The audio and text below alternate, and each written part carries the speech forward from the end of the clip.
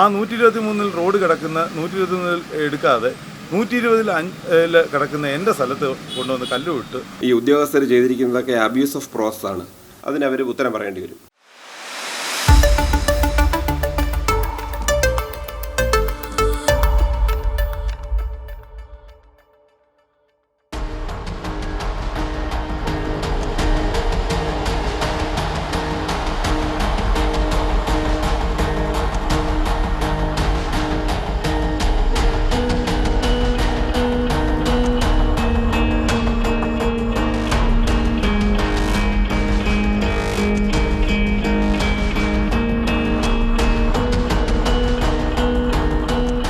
ഇത് എൻ്റെ ഈ കെട്ടിടവും കടയെന്ന് പറയുന്നത് 1966 ഇവിടെ കൊട്ടാരക്കരയിൽ അറിയപ്പെടുന്ന ഒരു അച്ഛനുണ്ടായിരുന്നു, കൈപ്പടയ്ക്കൽ അച്ഛന് 1966 2 സെൻറ്റ് സ്ഥലം ഗവൺമെൻറ് MC റോഡിൻ്റെ MC റോഡ് ഒരു കാരണവശാലും ഉപയോഗിക്കാൻ പറ്റാത്ത രീതിയിൽ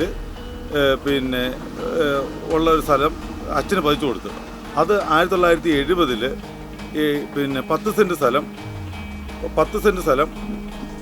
10 സെൻറ്റ് സ്ഥലം അച്ഛൻ്റെ വൈഫിന് അന്നമ്മ എന്ന് പറയുന്നവർക്ക് 10 സെൻറ്റ് സ്ഥലം ഗവൺമെൻറ് പതിച്ചു കൊടുത്തു.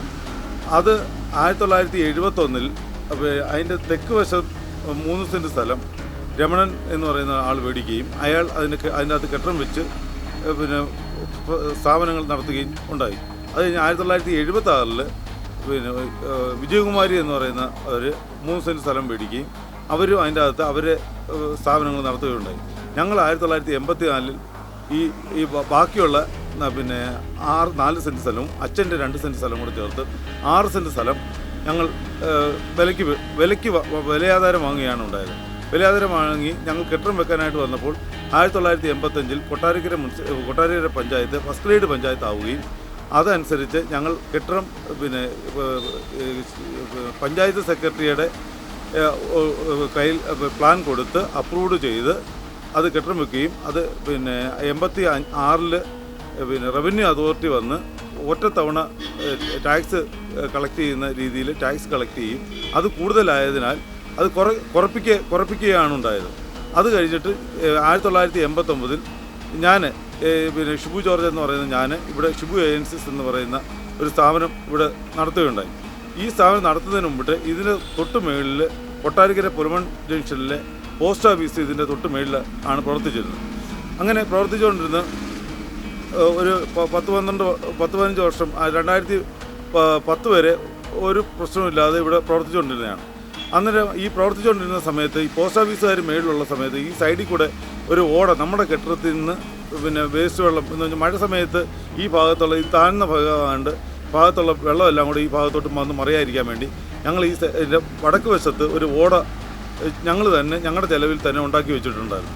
ആ ഓട ഉണക്ക് സമയമാകുമ്പോഴത്തേന് ഈ വേസ്റ്റ് വെള്ളം മറ്റ് മെയിൻ ഓടയിൽ നിന്നുള്ള വെള്ളം കൂടെ ഇതിൽ വന്ന് വീഴുന്നുണ്ട്. ഭയങ്കര സ്മെല്ലായിരുന്നു ഉണ്ടാകുന്നത്. അങ്ങനെ പോസ്റ്റ് ഓഫീസുകാർ പറഞ്ഞു ഞങ്ങൾക്ക് ഇവിടെ ഇരുന്ന് ജോലി ചെയ്യാൻ ഒക്കത്തില്ല, അതുകൊണ്ട് അതൊന്ന് മൂടിയിട്ട് തരണമെന്ന് പറഞ്ഞു. അങ്ങനെ ഒരു 1 മീറ്റർ വീതിയിൽ നമ്മുടെ ബൗണ്ടറി വരെ ഉള്ള ഭാഗത്ത് 2 സൈഡും കെട്ടി അതിൻ്റെ അകത്ത് കനം കുറച്ച രീതിയിൽ വാട വരാതിരിക്കാൻ വേണ്ടി കോൺക്രീറ്റ് ചെയ്ത് അവിടെ ഇട്ടിരുന്നു.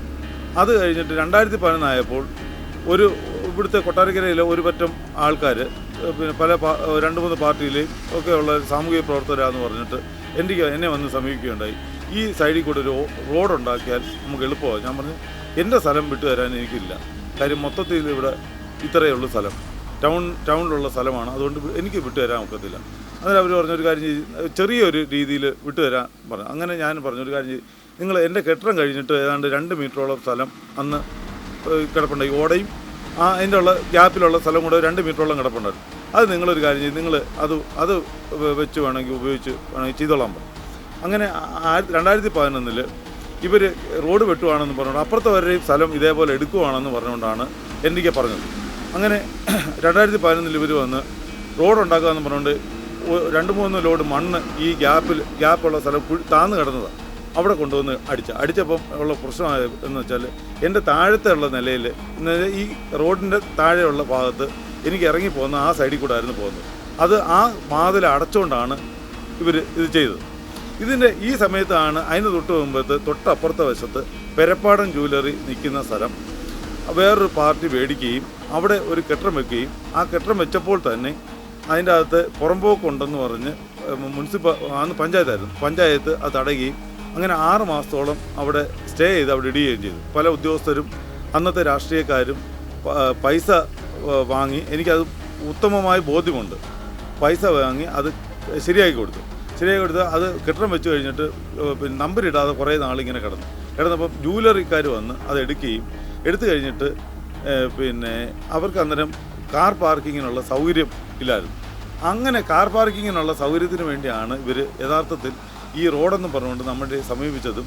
നമ്മളന്നേരം നമുക്കൊരു ശകല സൗകര്യം ഉണ്ടായിരുന്നു, നമ്മുടെ ബാക്കിലുള്ള സ്ഥലത്തോട്ട് പോകുന്നതിന് ഒരു വണ്ടി പോയി കഴിഞ്ഞാൽ നമുക്ക് സൗകര്യം ഉണ്ടായിരുന്നു. അങ്ങനെ നമ്മൾ വിചാരിച്ചത് ആ സ്ഥലം മാത്രമേ ഉപയോഗിക്കൂ, ബാക്കിയുള്ള ജ്വല്ലറിക്കാരുടെ സ്ഥലം കൂടെ അവർ കൊടുത്തിട്ട് ഉള്ള രീതിയിൽ ചെയ്യുമെന്ന് പറഞ്ഞുകൊണ്ടാണ് ചെയ്തത്. അങ്ങനെ പറഞ്ഞ് അന്നേരം ഇവർ മണ്ണിട്ട് കഴിഞ്ഞപ്പോൾ നമുക്കിത് ഈ താഴോട്ട് പോകുന്ന വഴി അടയുണ്ടായപ്പോൾ നമ്മൾ ഈ അന്നത്തെ MLA ശ്രീമതി ഐഷ പോറ്റി അവർക്ക് പറഞ്ഞു ഇതേപോലെ നമുക്ക് ബുദ്ധിമുട്ടുണ്ടാകുന്ന രീതിയിൽ ഇവരും വന്ന് ചെയ്തവർ കോൺഗ്രസ്സുകാരും കേരള കോൺഗ്രസ് പിക്കാരുമായിരുന്നു.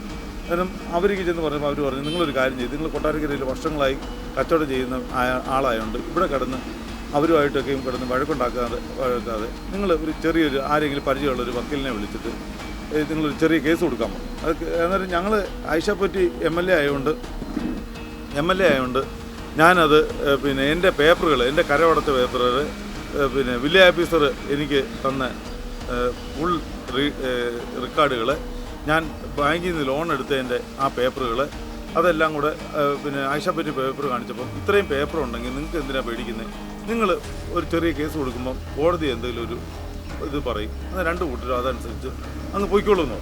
അങ്ങനെ നമ്മൾ പിന്നെ ഇവിടുത്തെ കൊട്ടാരക്കരയിലെ അന്ന് എനിക്കറിയാവുന്നതും ലീഡിങ് അഡ്വക്കേറ്റായ ജോണം ജോർജിൻ്റെ കയ്യിൽ ഇത് പിന്നെ പേപ്പറുകളെല്ലാം കൊണ്ടുകൊടുത്തു. അന്നേരം ജോണം ജോർജ് കേസ് കൊടുത്ത് അവസാന സമയമായപ്പോൾ ഇവിടെ പുറമ്പോക്ക് സ്ഥലമുണ്ടെന്ന് പറഞ്ഞുകൊണ്ട് ഗവൺമെൻറ്റിൻ്റെ പിന്നെ സർവേറേയും കൊണ്ട് ഇവർ തെളിവെടുപ്പിനായിട്ട് കോടതി കൊടുത്തപ്പം ഈ ഗവൺമെൻറ് ഉദ്യോഗസ്ഥനായതുകൊണ്ട് ഞങ്ങളുടെ വക്കീൽ ഇതിനെ എതിർത്തില്ല, ഈ കൊണ്ടുവന്ന പേപ്പറിനെ എതിർത്തില്ല. അത് തെറ്റായിട്ടുള്ളൊരു രേഖയായിരുന്നു അവർ വരച്ചുകൊണ്ട് വെച്ചത്. അങ്ങനെ അത് എതിർക്കാതുകൊണ്ട് കോടതി ആ വിധിയിൽ പറഞ്ഞു ഇവർക്ക് വസ്തുക്കളോ ഈ പറയുന്ന വസ്തുക്കളെല്ലാം ഉണ്ട്, ഈ കെട്ടിടം എവിടെ നിൽക്കുവാണെന്ന് അതിൻ്റെ അകത്ത് പറഞ്ഞിട്ടില്ല, അതുകൊണ്ട് കെട്ടിടം എവിടെയെങ്കിലും പുറത്തോട്ട് തെളിയിക്കുകയാണെങ്കിൽ അത് കൺസെൻറ്റ് അതോറിറ്റി വന്ന് നിയമപരമായിട്ട് അത് ചെയ്യണമെന്ന് കോടതി ആ വിധിക്കകത്ത് പറഞ്ഞു. അങ്ങനെ ആ വിധി പറഞ്ഞു. അന്നേരം വിധി ഞങ്ങൾക്ക് എതിരായിട്ട് വരുമെന്ന് അറിഞ്ഞുകൊണ്ട് ഞങ്ങൾ അന്നേരം തന്നെ സബ് കോടതിയിൽ സ്റ്റേ കൊടുത്തു. ആ സ്റ്റേ നിലനിൽക്കുമ്പോൾ ഒരു ശനിയാഴ്ചയും ഞായറാഴ്ചയായിട്ട് ഇവർ വന്ന് കുറേ ആൾക്കാർ വന്നിട്ട് പിന്നെ അങ്ങനെ ഇവിടെ വന്ന് സമരമായിട്ട് ഇവർ വന്നു, ഞങ്ങൾ കട അടച്ചിട്ട് ഞാൻ മാറണമെന്ന് പറഞ്ഞു. അങ്ങനെ ഞാനങ്ങനെ പോലീസ് സ്റ്റേഷനിൽ പറഞ്ഞപ്പോൾ പോലീസുകാർ പറഞ്ഞു ഒരു ഒത്തുതീർപ്പ് ചർച്ചയെന്ന് പറഞ്ഞുകൊണ്ട് എന്നെ സ്റ്റേഷനിൽ വിളിപ്പിച്ചു. ആ സ്റ്റേഷനിൽ വിളിപ്പിച്ച സമയത്ത് ഇവരെല്ലാം കൂടെ എന്നെ കട ഇടിച്ച് കളഞ്ഞ് ഉടനെ തന്നെ ഞാൻ ഹൈക്കോടതിയിൽ പിന്നെ കൊടുത്തപ്പം അന്നേരം തന്നെ കോടതി സ്റ്റേ ചെയ്തില്ല. നമ്മൾ നേരത്തെ തന്നെ ഗവൺമെൻറ്റിനെതിരെ ഇതിൻ്റെ അകത്ത് ഹൈക്കോടതിയിൽ പേപ്പർ കൊടുത്തിട്ടുണ്ടായിരുന്നു. ആ പേപ്പറിൻ്റെ അടിസ്ഥാനത്തിൽ ഒരു വിധി ഉണ്ടായതെന്ന് വെച്ചാൽ ഞങ്ങൾ ഏത് സർവേ നമ്പറിലിരിക്കുന്നോ അവിടെ ഞങ്ങളെ സംരക്ഷിച്ചുകൊള്ളണമെന്നും ഏതെങ്കിലും ഭാഗത്ത് ഈ പണ്ട് ഇതിലേക്കൂടെ റോഡ് ഉണ്ടായിരുന്നെങ്കിൽ ആ റോഡ് പൊതുജനങ്ങൾക്ക് എടുത്തു കൊടുക്കണമെന്നാണ് പറഞ്ഞത്. അതനുസരിച്ച് 6 മാസത്തിനകത്ത് ചെയ്യണമെന്ന് കളക്ടറെ ചുമതലപ്പെടുത്തി. ഇതനുസരിച്ച് ഇവർ തെറ്റായ രീതിയിൽ റോഡ് 123-ലാണ് റോഡ് കിടക്കുന്നത്. ആ 123-ൽ റോഡ് കിടക്കുന്ന 123-ൽ എടുക്കാതെ 120-ൽ കിടക്കുന്ന എൻ്റെ സ്ഥലത്ത് കൊണ്ടുവന്ന് കല്ലുവിട്ട് പിന്നെ ഇങ്ങനെ റോഡാണെന്ന് പറഞ്ഞുകൊണ്ട് ഇവർ പുറമ്പോക്കാണെന്ന് പറഞ്ഞുകൊണ്ട് എനിക്ക് പേപ്പർ തന്നു. ഞാൻ പേപ്പർ തന്നപ്പോൾ അതിനെതിരെ ഞാൻ അഡീഷണൽ തഹസിൽദാർക്ക് പരാതിയായിട്ട് കൊണ്ടുകൊടുത്തപ്പോൾ അഡീഷണൽ തഹസിൽദാർ എൻ്റെ പരാതി കേൾക്കാതെ യഥാർത്ഥ കയ്യേറ്റക്കാരനെ അവരെ ചേംബറിൽ അവരെ ഉള്ളിൽ കയറ്റിയിരുത്തി സൽക്കരിക്കുകയാണ് ചെയ്തത്. അന്നേരം നമ്മൾ വക്കീലിനെയും കൂടെ വിളിച്ചുകൊണ്ടാണ് പോയത് ഈ പരാതി കൊടുക്കാനായിട്ട്. അന്നേരം വക്കീൽ പറഞ്ഞിട്ട് ഇതിൻ്റെ അകത്ത് നിങ്ങൾക്ക് ഇനി ഒരു നീതി ഇവിടുന്ന് കിട്ടത്തില്ല, നിങ്ങളിനി കോടതിയിൽ നിങ്ങളുടെ വസ്തുക്കൾ പിന്നെ ബൗണ്ട് തിരിച്ചു തരാമെന്ന് പറഞ്ഞുകൊണ്ട് കേസ് വല്ലതും കൊടുത്താലേ ഇത് നിൽക്കുമെന്ന് പറഞ്ഞു. അങ്ങനെ ഞങ്ങൾ കോടതിയിൽ ഞങ്ങളുടെ ബൗണ്ടറിയും ഞങ്ങളുടെ ടൈറ്റിലും പിന്നെ ഇത് ചെയ്തു തരണമെന്ന് പറഞ്ഞുകൊണ്ട് പിന്നെ കൊട്ടാരക്കര സബ് കോടതിയിൽ കൊണ്ട് കേസ് കൊടുത്തു.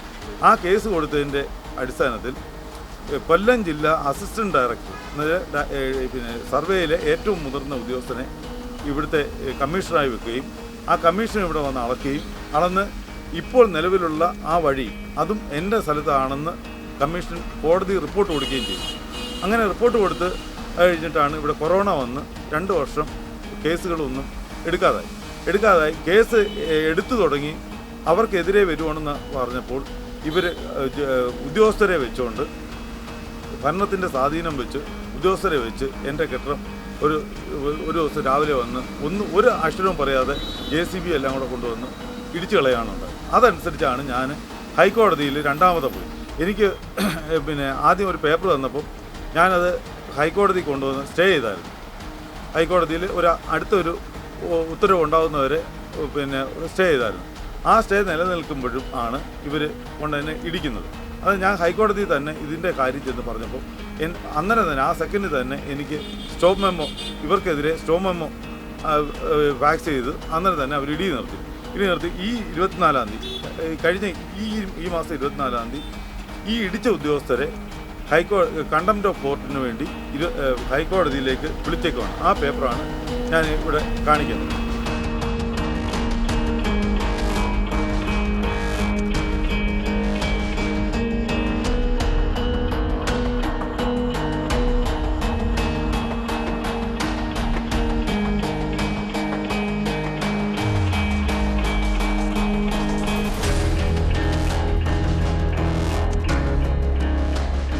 ബഹുമാനപ്പെട്ട കേരള ഹൈക്കോടതി 2015 റിട്ട് പെറ്റീഷൻ സിവിൽ 28/687 ചീഫ് ജസ്റ്റിസിൻ്റെ ബെഞ്ചിൽ ഈ പറയപ്പെടുന്ന നമ്മുടെ കേസിലെ ഷിബു ഏജൻസീസ് കടയുടമയുടെ അവരിരിക്കുന്ന സ്ഥലത്തിൻ്റെ 120-5, 121-9, 121-10 ഈ സർവേ നമ്പറിൽപ്പെട്ട വസ്തുവിലും അതിലുള്ള കെട്ടിടത്തിന് സ്ഥിതി ചെയ്യുന്ന കെട്ടിടത്തെ സംബന്ധിച്ച് അതിനകത്ത് അവരുടെ ഡിക്ലറേഷൻ അവർക്ക് കൊടുത്തിട്ടുണ്ട്. അതുകൂടാതെ എന്തെങ്കിലും അവിടെ അല്ലാത്ത ഇൻസിഡൻറ്റ് വന്നു കഴിഞ്ഞാൽ പോലീസ് അതിനകത്ത് ഇൻ്റർഫിയർ ചെയ്ത് അതിനകത്ത് അവർക്ക് വേണ്ടുന്ന പ്രൊട്ടക്ഷൻ കൊടുക്കണമെന്ന് ഉത്തരവിട്ടിട്ടുണ്ട്. കൂടാതെ ഈ പൊളിച്ച കടമുറി പുനഃസ്ഥാപിക്കുന്നതിന് destructed portion of the building അവർക്ക് അടച്ചുറപ്പ് ബന്ദോബസ്താക്കി പുനഃസ്ഥാപിക്കുന്നതിന് വേണ്ടി കേരള ഹൈക്കോടതിയിൽ നിന്ന് ഡിവിഷൻ ബെഞ്ച് അവർക്ക് ഉത്തരവായിട്ടുള്ളതാണ്. പക്ഷേ അതിനെ ധിക്കരിച്ച് റവന്യൂ അതോറിറ്റീസും മറ്റ് അധികാരികളും കൂടെ ചേർന്ന് അതിനെ ധിക്കരിച്ച് തെറ്റായ രീതിയിൽ പ്ലാൻ വരച്ച് ഇല്ലാത്ത വസ്തു ഉണ്ടെന്ന് ഉള്ള കള്ള റെക്കോർഡ് ഉണ്ടാക്കിയാണ് അവർ ഇപ്പോൾ ഈ വീണ്ടും അവിടെ വന്ന് അവരുടെ ആ കടയുടെ തെക്ക് ഭാഗം ഇടിച്ചു മാറ്റിയത്. യഥാർത്ഥത്തിൽ 122-1 എന്ന് പറയുന്ന ഒരു വസ്തു കൃത്രിമമായിട്ട് സർവേ ഉദ്യോഗസ്ഥരുണ്ടാക്കി വെച്ചിരിക്കുകയാണ്. അപ്രകാരം ഒരു വസ്തു ഇല്ല. അത് എങ്ങനെയാണ് മനസ്സിലാക്കുന്നത്? ലാൻഡ് രജിസ്റ്റർ കൊണ്ട് അത് വ്യക്തമാണ് ഇത് കൃത്രിമം ചെയ്തിരിക്കുകയാണെന്ന്.